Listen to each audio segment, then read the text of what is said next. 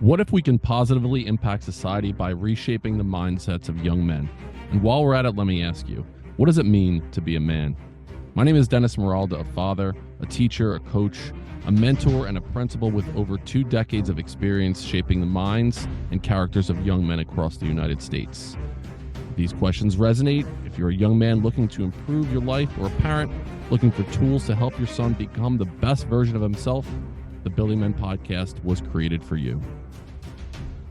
What is up, everyone? Welcome to the Building Men podcast, or welcome back if you have been here before. Excited today to be joined by GS Youngblood.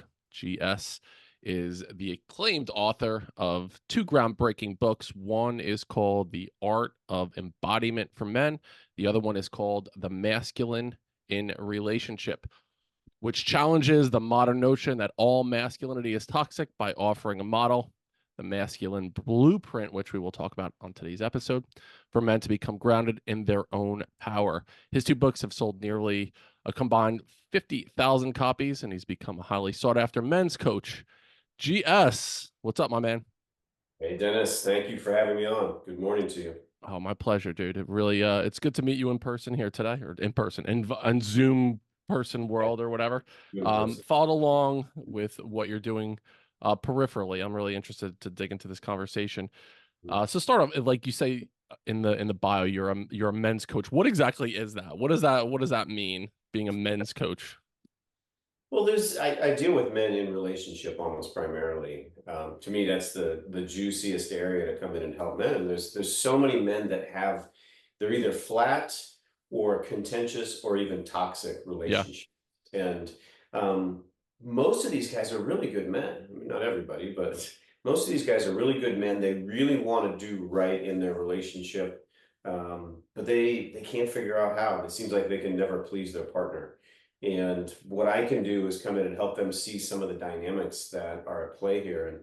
And more often than not, a lot of these relationship problems are a result of a lack of masculine feminine polarity. And we can get into that, and I can describe what I mean by that. And what these guys start to realize is, oh, because they're not stepping into their own power, and again, we'll describe what that means. That is creating the dynamics in the relationship they didn't even think would be connected to that. And so that is what I'm doing as a men's coach. got it. Yeah, well, so much there that we'll dive into, but let's take a ride back. We'll get in a DeLorean, go back in time, and figure out where you got started with this. So talk to us a little bit about who you were when you're a young man. Could be, in that middle school, high school age range. Did you have any mentors, role models that got you interested in this, or was it the result of your history that you got interested in this work? Yeah. Yeah, I'll say I didn't have I mean, I had a mentor in my own father in certain ways, but Right. not in this way, not in the emotional, relational masculinity realm. Even though my father was very, very masculine, it wasn't like he knew how to teach me how to do that. So that came later in life. I will say that it was more so after my first marriage imploded. This was about 14 years ago that it finally ended. And it was a relationship that ended painfully for me. And that pain was my motivation. The sting of what I considered to be failure to not make the marriage work was my motivation to find a better way. I had become a nice guy at that point, Hmm. and I was married to a very strong woman. And at the end of that thing, I had allowed myself to become emasculated. I was dancing around just trying to keep the peace, to keep her happy. Yep. And really little did I know that was actually part of the problem in the relationship. But I didn't realize that because nobody had exposed me to that. And the first exposure I got was David Deida. I found The Way of the Superior Man. Somebody had recommended it to Yeah. me. And that Great just book. was like the light bulb for me, which it is for most men. Yeah, you're nodding as well. Yep. Um, so I went on a path. I actually went off and studied with David for a while, and that took me on a path of studying with different teachers in this domain and kind of adjacent domains as well. And it's been a 16-year or more at this point growth path based on digging into this work. And I was fortunate enough for over a decade of that time to be in relationship with a woman who I'm with now.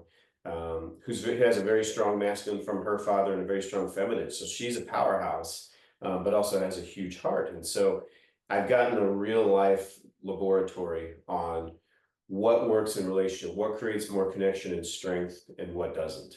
And so really the combination of those two has been my path for the last 16 years.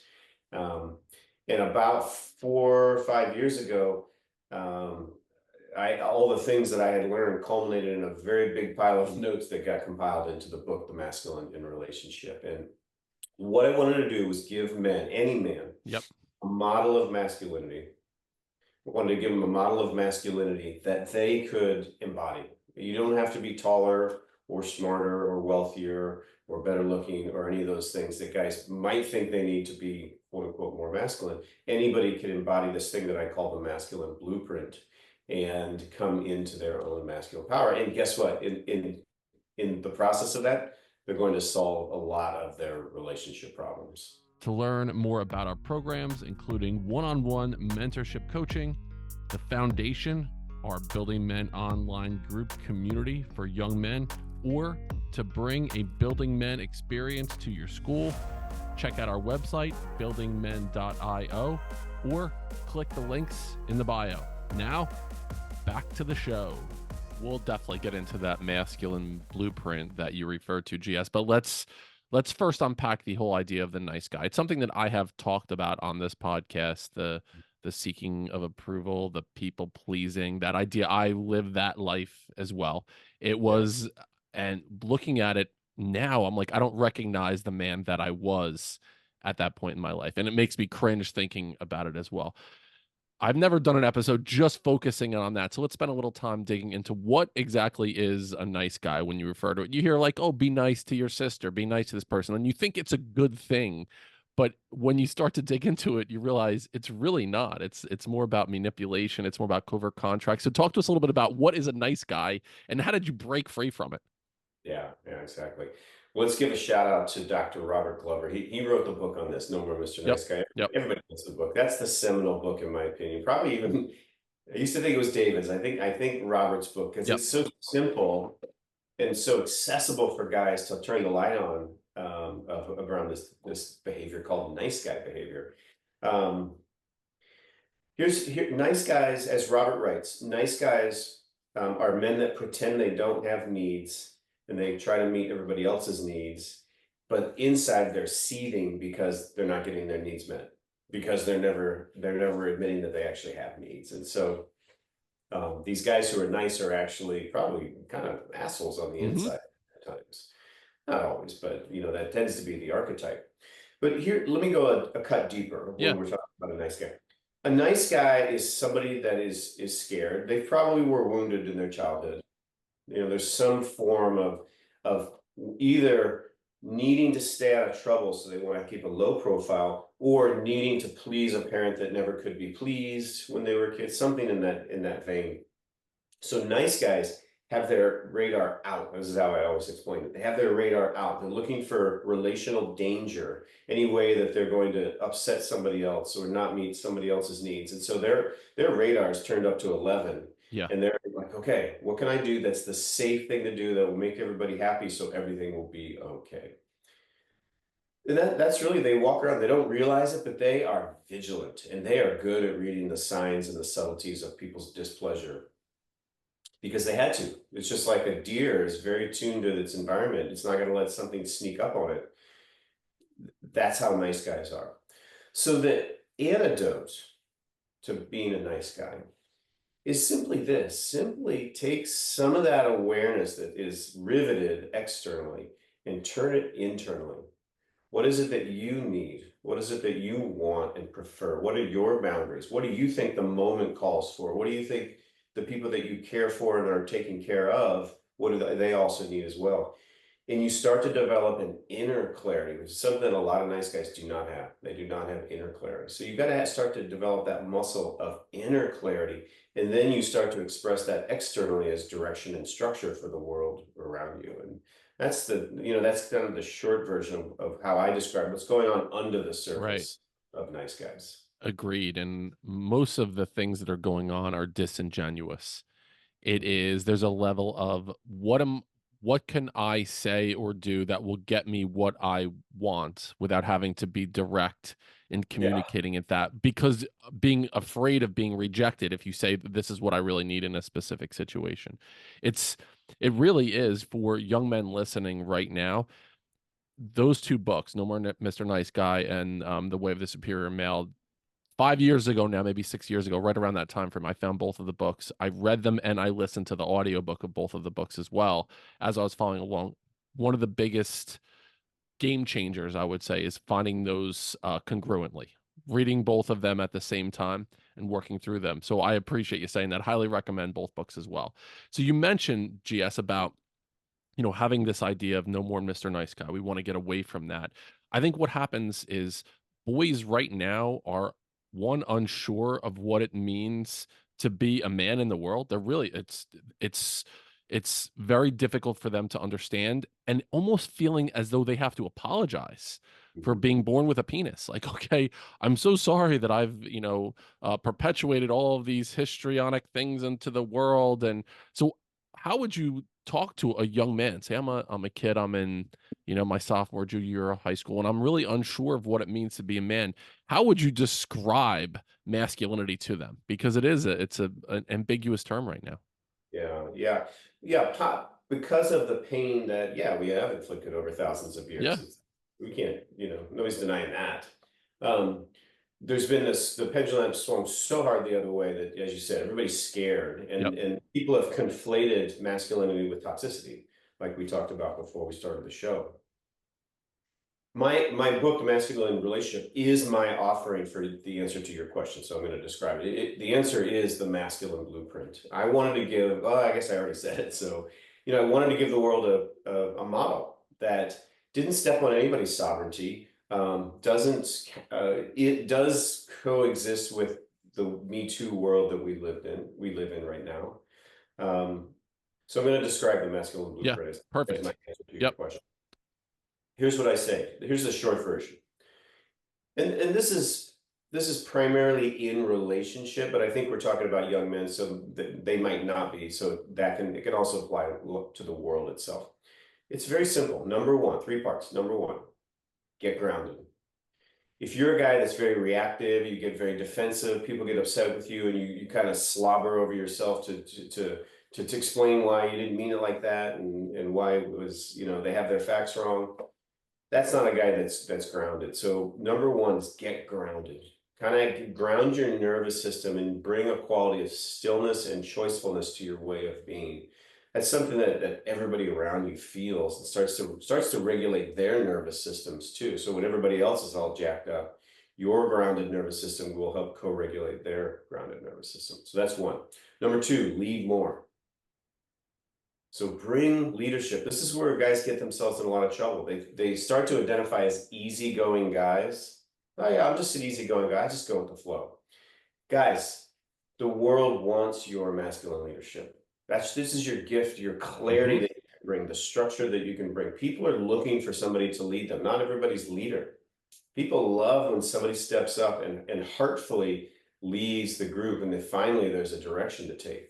So your leadership and clarity is a gift. Now, I always say, we're not talking about domineering. We're not talking about control. See, that's where people will try to bastardize these concepts. It's not domineering. It's not control. Your leadership is an invitation. I have a clear vision of where I think we should go. Are you with me? That's inclusive leadership. It's as invitation, not control. So the more that you can bring clarity and structure while you fold in everybody else's needs as well, so it's inclusive, that's a gift to the world. So lead more as the second part of the masculine blueprint. And then build connection and safety. What that means is, particularly in relationship, you've got to have an emotional connection with your partner. And this is where a lot of guys get themselves in trouble. Is they're like, a lot of adult men are like, I work all day, I provide for the family. What more do you need from me? Why are you so upset with me, honey? And what the women in a lot of these cases, they need more emotional connection in the relationship. They need to feel emotionally safe in the relationship, which often means that their emotions are validated by their partner. So this is where I spend a lot of time with men because it's probably the part that's the hardest for most men is Yeah. how do you build a strong emotional connection with your partner. So that's the three-part framework. That's what I would say to guys. Like if you want to be masculine, get grounded, and we'll talk about what that means, I hope. Number two is lead more, and three is build connection with those around you and help them feel emotionally safe. That's going to pay dividends big time, and that's what I would recommend to men. All tremendous pieces of advice there, GS. So we'll start with the grounded piece, right? One thing as I talk to young men, I see that they struggle with in relationships. It boils down to what you just said with being grounded. And a lot of it, and I talk to them about responding versus reacting. Right? Yeah. That's a big piece. And I know, especially for a young man who's involved in his first relationship, it might be the first time that he's getting laid, and that is the be all end all for him, right? And like that becomes he might drop his friends, stop playing sports because the power of the P, it's pulling him in that direction.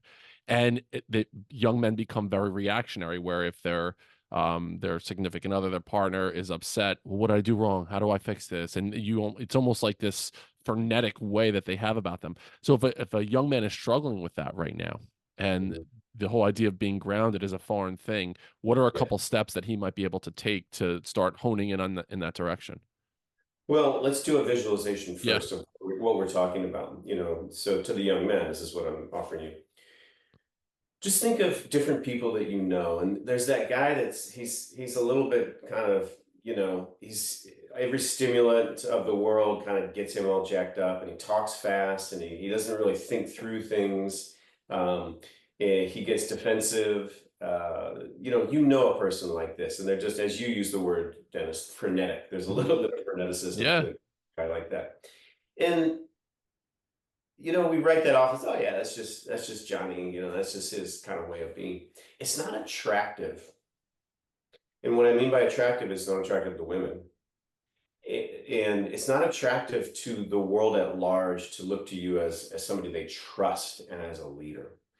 Now, turn your attention now to somebody who you know in your life, and they move a little slower, not because they're limited in their mental capacity, but they're um, they pause, consider, and then choose, and they move a little slower in the world in a good way.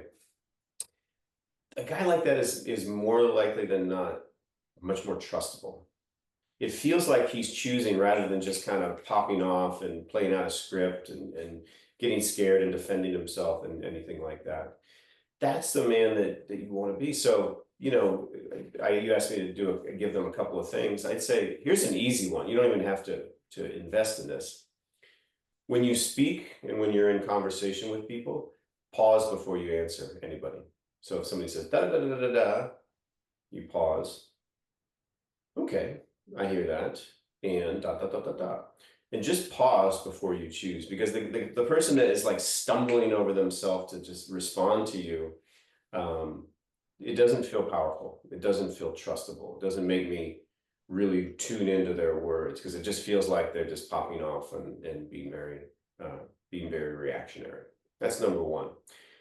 For a longer term investment in yourself and your grounding your nervous system, the thing that I teach men is around embodiment exercises. And so these exercises are combinations of breathing and movement and visualization and things like that. It's beyond meditation.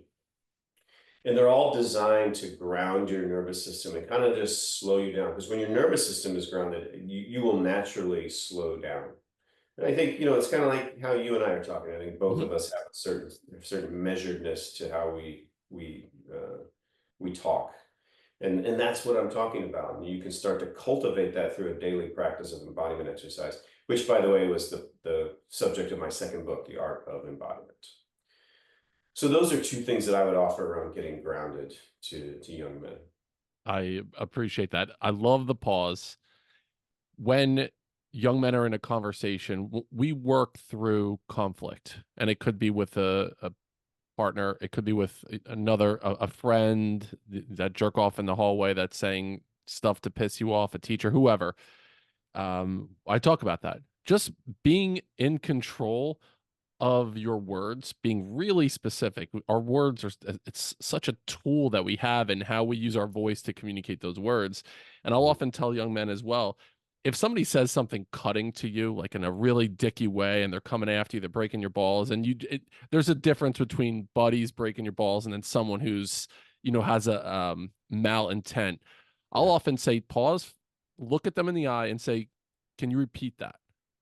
That's a And good. just by them doing that, a lot of times people are like, "Oh man, I was just kidding."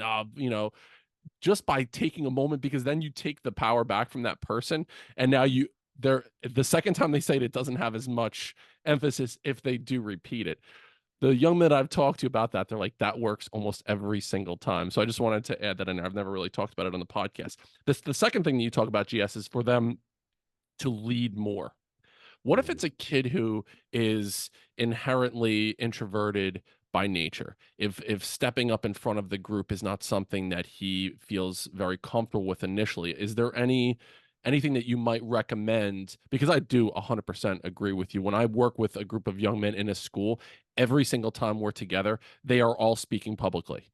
And I said it's such an art to be able to talk with confidence in front of a group. And the only way you're going to be able to do that is by going through sucking at it. You have to suck at it first before you get really good at it. So let's do that together. So if somebody's interested in becoming more of a leader, and hopefully the young men that are listening, that's something that's in their future. How would you recommend that they do that? Are there any steps that they can take? Any challenges that you can put in front of them? Yeah, well, I think what you're talking about is like how can a guy that's maybe a little more introverted stand up in front of a group and really show himself and express himself? And yeah, I help a lot of people with public speaking, and really you have to go back to step one and get more grounded, because Hmm. what happens is you get up there, these guys, if they were to get in front of a group before they're ready, and their attention is like looking at everybody for, are they okay? Are they doing okay? Do they approve of me? If they don't, I'm going to be crushed. And so it's that radar turned up to 11 pointed externally again. This is just a different context than what we were talking about before. And and from that place of like, oh my God, am I okay, as reflected through the eyes of other, they're doomed to fail. And they have such a fear in their body. So their whole nervous system is jacked, and their attention is out on 10. So you got to go back to the nervous system work. I'd say, hey, if you're one of those kids, get on my program and do embodiment work for 6 months. I mean, do it for the rest of your life, but start with 6 months. It's going to start to ground your nervous system, and so you're going to be able to stand up in front of other people. And then I coach people when they're up there. They need to really start to play with their awareness instead of having it pointed out, like I've been talking about. Put a little awareness on your sense of weight as you are standing, and so that it's through your feet. You feel the sense of weight pressing down. That's a sensation. Hmm. You can feel your weight right now because of gravity. So feel a little bit of that while you're speaking. And also, one of the tricks I give people is to feel what's called the back body. So put a little awareness kind of on your back, because usually it's in our front and we feel very vulnerable to the Hmm. to the crowd's approval or disapproval. So if you put a little bit of awareness on your back body while you're in front of a crowd, it actually it dampens down that sensitivity you have to the audience that is in front of you. So there's lots of techniques that you can do. A lot of them relate to how you play with your awareness. These are things that I teach guys about how to be more successful when they go up and stand in front of a group and do public speaking. So that's part of the advice that I would share. And then the last one you were talking about is building connection and safety. And I do think in a relationship, and we can start to talk about polarity right now, masculine, feminine energies and polarities. I think women, and you had mentioned in your previous relationship and even your current relationship, women have the capability to embody that feminine, but if they have to take on a masculine role and be the tougher one in the relationship and handle the difficult situations, they can certainly do that, but I don't think they want to. I think they want to stay in that feminine presence, but what they need is a masculine man to help them do that, to work together. So talk to us a little bit about relationship dynamics, that polarity that you were speaking about before. Yeah, and let's be clear, we're not talking about what anybody should do. What we're talking about is situations in which There's a man who wants to inhabit masculine energy, and his partner, maybe female, but maybe she's not in our modern world, doesn't matter. But somebody who wants to, I'll say somebody who wants to inhabit the feminine pole. Hmm. And the masculine pole is direction, and the feminine pole is receptivity, responsiveness, energy, and they're energies that are different. And so let's just talk about a situation where a guy wants to inhabit the masculine pole, and his partner wants to inhabit the feminine pole. When that doesn't happen, the feminine partner starts to get a little crunchy. As you said, of course, women and feminine beings can also inhabit their masculine as well and bring it, and they should. But in those times of intimacy, when they want to relax back a little bit more into his direction, they want to surrender temporarily a little bit more in his direction, and he's not stepping up, it's so disappointing to the feminine. It's so disappointing. And that disappointment translates into a lot of the um, dysfunctional relationship dynamics that a lot of men experience in their relationship. She gets a little irritable. She gets critical. That's one that usually comes up in these adult relationships. The feminine, if the feminine is forced to be the leader, there can also be a lack of respect and a loss of interest in sexuality. I mean, these are the complaints that guys Yeah. have. There can be a disrespect and kind of a condescension from their feminine partner, all translating from that disappointment that the feminine partner feels because he's not stepping up. He's not inhabiting that masculine pole. And so, a guy comes to me, he's like, my wife doesn't want to have sex with me, and she's always crabby and irritable, and she puts me down. Like, what do I need to do so that she wants to have sex with me more? I'm like, whoa, what you need to do is start to realize how you're not stepping up. And let me show you 3 examples from your life that you've shared with me. And so I get the guys to see that things that don't seem like they're related to this polarity actually, in fact, are related to this polarity. And those are some of the reasons why.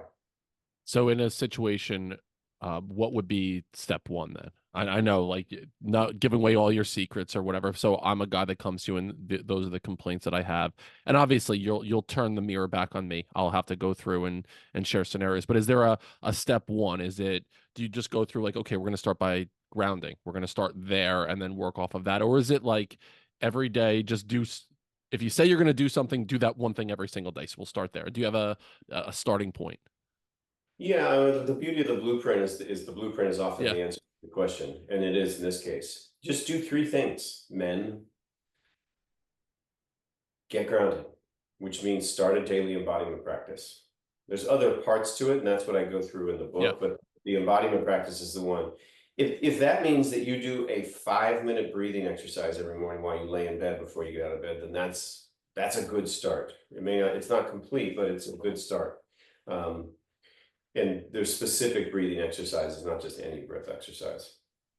Number 2, lead more. So start to really develop a sense of inner clarity by turning that radar internally now and start to build that muscle. Like, what do I think is needed here? And then offer that as direction and structure externally to the world around you in an inclusive way, not a domineering way. Number 3, build emotional connection with your woman. There's 2 easy ways to build emotional connection. One is receive her emotional expressions more cleanly, make space for them, hold them more than you do now. And number 2, show what's inside of you. Most men are absolutely opaque, especially men and teenage boys, to be honest. How you doing? I'm fine. Hmm. I'm fine. Like, I got it. I got the world handled. We all know that fine is the average of a bunch of stuff that's great and a bunch of stuff that's kind of hard. So start to share some of that richness of your inner experience. Then you will build emotional connection with your feminine partner. I guarantee it. So that's the answer that I say to guys, like, live the blueprint. That is your answer. Live the blueprint. Any man can do it. You do not have to be special or exceptional to do it. You can start today. You can start in this moment. Yep. Right now, as soon as you hit stop on the episode, you could start immediately. I want to take a quick step back into the idea in schools. Right now, the work that I'm doing in schools, I work with, it's typically middle schools and in high schools, and I go in and I'm working with groups of boys at least once a month throughout the entire school year. And I recognize that, one, schools are not set up for boys, They're not built in a way that I really believe gets the most out of young men. And then too, like I mentioned before, boys are feeling like they have to constantly look over their shoulder and apologize for everything that they're doing. So now, say you have an opportunity, GS, you're going to come and be a guest speaker at a Building Men workshop in a high school in North Jersey. And you could teach these boys. So take the blueprint out of it right now, right? So like, well, obviously, well, that would be something that we would get into. But if there was either a skill that you think boys should come out of school with, it could be a character trait that you really want to lean on, a daily habit. Like, what's something that you'd be like, I have an hour with a group of 100 boys. This is something that I'm really going to dive in and help them understand. Hmm. Well, you took away my best answer by saying take the blueprint out of it. Well, I mean, you I would could say, jump I into would one of say, those things, but see yourself, see yourself. Don't go talking about it like this, young men, but see yourself as I, I don't know if this is the right phrase that I would use, but like the benevolent father. You serve like our fathers. Here, let's look at what our father, let me look at what my father did. yeah, He had all kinds of foibles and quirks and, and tough parts, but that man took care of me. He looked out for my well-being, and he was competent, and he led us, and he cared for us, and he served us. Do that for everybody in your life. Serve others, not in a subjugated way. I don't mean that. right. This is not please others. This is very different. Hmm. Serving others and leading others. Give them the gift of leadership. And I know that ties into the blueprint a little bit, but just it's how you see yourself. Is you're not an easygoing guy. Yeah, whatever you want. You're not apologetic and shrinking. You're big in the world, and I'm a force for good in the world, and I'm going to help other people. So if I see somebody struggling, I'm going to offer to help. This is my son. One of my kids, my youngest. I mean, sorry, no, this is my oldest. When he was in high school, he would just willingly help other kids with their math homework, kids that were struggling. And he did it out of his own sense of kindness. It was a beautiful, I mean, it was a beautiful manifestation of what I'm talking about. He saw people that were struggling, and he said, I'm going to help these people. Um, it's a quality that like a first responder has. They put their life on the line for other people, and you don't have to do it that dramatically, but to see yourself in service of the world using your power, Yep. groundedness, and leadership and clarity, that is a brilliant thing I, to I pursue. love that. I think it's great advice. It's one of the monthly challenges that we have in a Building Men group is do something kind for another human being without any expectation of reciprocation. So you're not doing it to get the extra allowance, to get the hand job, to get the extra scoop of ice cream, whatever it is, you're doing it because it's the right thing to do. Something as simple as you go to the grocery store and there's 7 shopping carts that some jackass just left out, go and put the shopping carts away. Like do something that will just help humanity even in some small way. And those things like you mentioned, GS, and that's so cool that your son did that. It starts a ripple effect. One, the boys understand like, wow, that felt good, me doing something for another person. And then the people that are observing that, especially if they're stepping into that leadership potential that they have, other people will be like, wow, I just saw GS's son do that. I'm going to do something like that as well. And that can have like an enormous impact on a community. Yeah, and I'll say this for the young men, you will be amazed at the respect that people start to acquire for you when you do these things without trying to show people. It's just you do them because you want to do them, and people will notice, and they'll start to respect you more. And imagine what it's like, young men, to go through life as a young man that other people respect, other young ladies, Yep. other men, your teachers, everybody starts to respect you more because they see you as that precocious leader. That's a good way to go through life. Absolutely. I agree with that. So let's talk then about you had mentioned before the men that are like, I'm fine, everything is good. We all do that, right? Because we don't want to be a burden, especially, we get to a spot in our life, we don't want to be a burden on other people.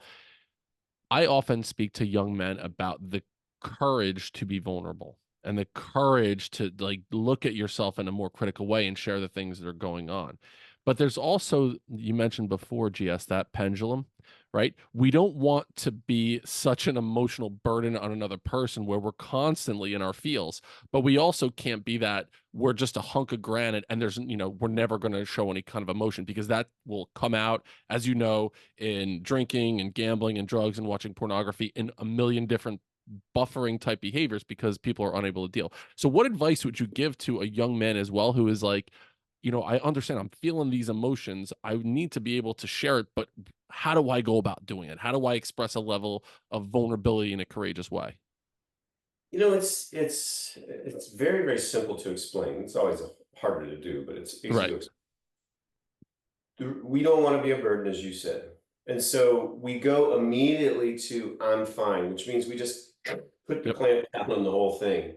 And we don't feel anything overtly. We feel it underneath, but we don't feel it overtly. And that's our way to get to, I can handle this, and I don't want to burden you, so I'm not going to. That's kind of those masculine traits. All I would say is you can still get to the point of like, I can handle this and I don't want to be a burden. But open up a few steps before that, which means number one, allow yourself to consciously feel it deeply. So instead of putting the clamps down before you feel, allow yourself to feel your sadness, your fear, your shame, whatever it is, your joy. It doesn't always have to be the darker emotions. And then own that you feel sadness, fear, shame, joy. Express it to somebody in a succinct way, and then come in with a but I can handle this. So it's like I am, you know, I'm mortified because so and so put this picture of me on Snapchat, or whatever's going to create some shame or Yeah. something. Like God, I feel so embarrassed. This is painful. Okay, but I can handle this. So you allow yourself to feel it. You allow yourself to express it to somebody who's trusted. But then you come in with but I can handle this. And it's more of the scenic route to get to that point where you're not a burden, because that is where, when we put our emotionality and we kind of barf it on somebody and we expect them to do something to make us feel better, that's where it starts to feel needy. And that's where we don't want to go, at least if we can help it. So that's what I would say. It's just don't go immediately to the clamp down, I'm fine. Feel it deeply. Develop, and this is something I work with men on in some of my live workshops, is just that we practice actually feeling.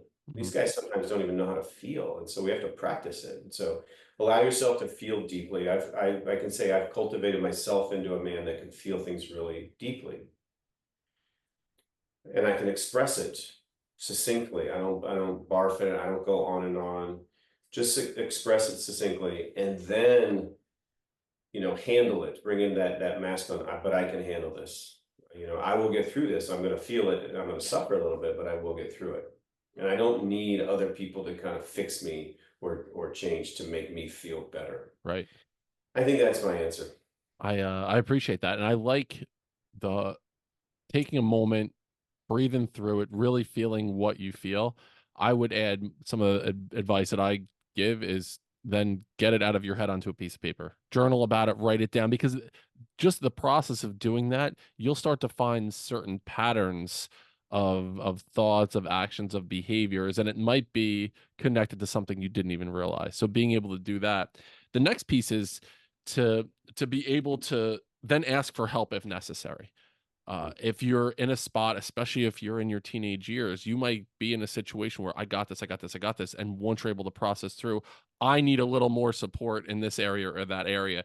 And it's not a weakness to ask for assistance or for help if you get to that point. Obviously, we want to develop the skills to be able to do that for ourselves, which is the importance of having a tribe as a young man. So I'm gonna slightly shift, and this is something that maybe you're a coach now helping me in men's work deal with a question that I am currently pondering in my own life and my own relationship. And that is, can men and women be friends, be best friends? Can I have a female best friend? Can my partner have a male best friend? Is that something that is possible in the world, or does attractiveness get in the way? Does it? It's just something that I've been thinking about currently, and I'd love to hear what your thoughts are on it. Oh man, what a question. Um, well, it depends. Unfortunately, I have to go with the it depends. It's like what's going on underneath. It does matter about the attractiveness of the people involved. I mean, I think it does. I'll say I start as a skeptic that men and women of commensurate attractiveness can actually be true friends without any sexual connection existing. I don't mean sexual manifesting, but there's something underneath, there's a little bit of chemistry there. Um, so, you know, I'm a skeptic that it can. I think it's possible, but probably less likely. The thing that comes to mind is if like I was, if like, let's say my partner, she had a male friend that she spent a lot of time with, who was, commensurately attractive. I would want to know, what are you getting from that? Is it because if she's outsourcing some need and is just kind of going in and finding it somewhere else, maybe he's more talkative than me, or whatever, like something that he has that maybe I'm less so. I'd want to explore that with her because that's something she needs to bring into the relationship and share that as a need rather than outsourcing that to other men, even if it's supposedly platonic. So that's where the it depends comes in, is I really want to explore that with the woman. And yeah. And the other part of this is the way I look at this is that other person on our team? Is this a man that I've never met and never comes by the house? Or is he somebody who's in our friend group and is friends with us? And it doesn't mean that friends can't betray you, but it does mean that if the person is kind of a third party out there versus somebody that's in our field and rooting for us, those are very different. So those are all parts of the it depends. Yes, and that's where I currently sit in my own pondering of that idea as well. And I think a lot of it has to do with just historically. So if it's you were friends with a female in middle school and you've gone through high school together and were in each other's wedding parties and all this stuff and you're still friends in your 40s, that's one thing. But right now, if you were to go out to Starbucks and meet a woman, oh, she's uh, great. We had such a good conversation about the latte that we both ordered, and I'm going to go out for coffee with her once a week right now. That's a different story to me.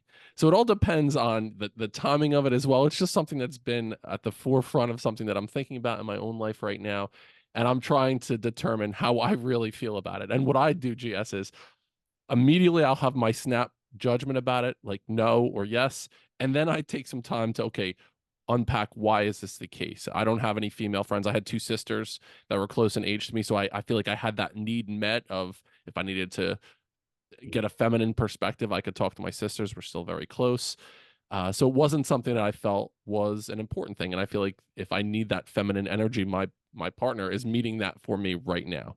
So again, it was just I appreciate you, walking us through that little journey there. Again, it was something on my own mind right now. Um, Before I ask my last question to you, GS, and this might go in a couple different directions. First, I would love to know how we can find you. Where do we get your books, your stuff? To talk to us a little bit about that. Yeah, the best way you can see a nice cross section of the way I look at things by, actually read the book. I would say go to Amazon, The Masculinity Relationship. It's the easiest way to get connected to my work. And beyond that, you can look on Instagram, GS Youngblood, MIR, Masculine in Relationship, MIR. So you can see me talking about lots of topics and some of the snippets from the many podcasts that I've done. Beyond that, gsyoungblood.com, that's where you can see my offerings. The one that I'm most excited about is my boot camp. I take 12 men through a process. It would be fun. It would be fun to get 12 young men, Dennis, and take them through this process and adapt the material. Like maybe we should talk about that. Yeah, that's what I was thinking too. Yeah. Yeah, so the boot camp is the program I'm most excited about, but there's other offerings there. I have a video course, which is great. And that's the best way to find out the offerings that I've got and some of my philosophies as well. So that's where you can find me. Love that. So what I'll do right now is I'll just throw this offer out there to those of you that are listening to this podcast. I'll put all that information in the show notes. But the first email that I get, buildingmencoach@gmail.com. The first email that I get with the subject line, we'll call Masculine Blueprint. Put that in the subject line. I will send you a copy of GS's book, The Masculine in Relationship. That's on me. Last question that I like to ask is, if someone's listening to this episode, one, a ton of value they've already received from listening to you talking about the blueprint, your framework, grounding yourself, leading more, building connections and safety, how you help young men understand what's in front of them in relationships and how to embody the best version of themselves. Tremendous information there. But I'm listening to this podcast, GS, and I hit stop right after this question is done being answered. And there's one thing that I can do, and by doing this one thing, it could really change the trajectory of my life. Besides buying your book and your courses and everything like that, what's another thing that someone could do right now if they press stop? Start an embodiment practice. I know I said that like 5 times already, but it's still the answer. Everything in your life gets easier when your nervous system is more grounded. Everything. You start to create a spaciousness in you where you can not only kind of notice how you're being, but also course correct to become more the man that you want to be moment to moment, how you want to speak and respond and be with others.